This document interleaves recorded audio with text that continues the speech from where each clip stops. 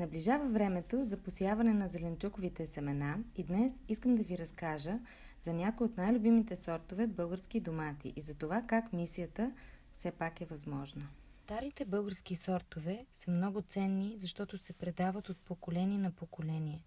Те дават реколта със същите качества посев след посев, сезон след сезон, поколение след поколение.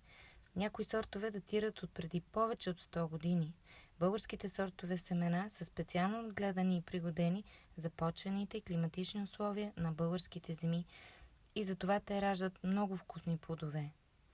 На пазара се предлагат най-различни български сортове домати – детерминантни, индетерминантни, хръстовидни, чери. Детерминантните домати са нискостеблени сортове, които не изискват подпора при растежа си. Те се наричат още безколови. Детерминантните домати се отличават с къс вегетационен период. Индетерминантните домати пък са с неограничен растеж, достигат по-големи височини и се отглеждат на подпори. Стеблата им развиват странични разклонения, които по време на вегетация се отстраняват ръчно, така нареченото клатучене. Те са познати като колови домати. Изборът на сорт домати зависи от това с колко място разполагате и какво смятате да правите с готовата продукция. За малки пространства ви препоръчваме детерминантни домати и чери сортове. Можете да използвате по-дълбоки контейнери или да пробвате да отглеждате чери домати в саксия надолу с главата. Добър избор са домати трапезица, миляна и чери домати мила. Трапезица е един от любимите български домати за прясна консумация. Той е ниско растящ сорт, без колов, предназначен за средно ранно отглеждане на леха. Много родовит и устойчив на болести. Плодовете са едри, кръгли, гладки и непукливи. Ако имате повече пространство в градината, спокойно можете да отглеждате индетерминантни сортове на предварително подсигурени подпори. За прясна консумация сред фаворитите са трапезица, идеал, сърцето на албенга, бонония и розов гигант. Идеал е един от любимците на народа. Доматът идеал се отличава с превъзходни вкусови качества и се консумира главно в прясно състояние. Плодовете са с тегло до 180 грама. Сортът е средно ранен и индетерминантен.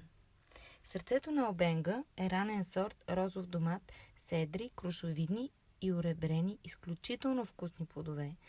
Въпреки че този домат произхожда от град Албенга в Италия, сортът е много популярен от дълги години в България и е подходящ както за прясна консумация, така и за консервиране. Много високодобивен и индетерминантен сорт. Розов гигант. Едроплоден, средноранен, колов сорт, много родовит, устойчив на болести. Плодовете са кръгли, многокамерни, непукливи, твърди, издържливи на транспорт и съхранение, сладки, с много добри вкусови качества, подходящ сорт за прясна консумация и преработка. Ако искате да консервирате домати през ранната есен, ви препоръчваме да пробвате домати сорт Миляна. Това е безколов средноранен сорт с отлични вкусови качества и добра съхраняемост на плодовете. Те са едри, месести, плътни и кръгли. Добър сорт за консервиране, като пюре, на купчета или цели домати. А за нестандартна и вкусна окраса ви препоръчваме да пробвате чери домат сорт Мила. Това е български сорт чери домати. Средноранен, индетерминантен и високодобивен сорт. Плодовете са наситено червени и цилиндрични.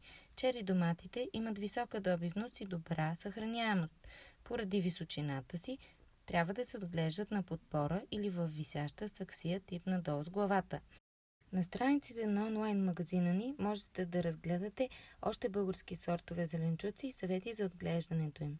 За богата и вкусна реколта осигурете на доматите много светлина, висока влажност на почвата, добър дренаж и периодично подхранване с лактофол гранулиран торф за домати. Подробни видеоинструкции за това как да направите отгледате здрав разсад можете да намерите на канала на Ботаника в YouTube. Аз лично тази година ще заложа на българските домати. Това беше всичко от мен за днес. Довиждане и до следващия път.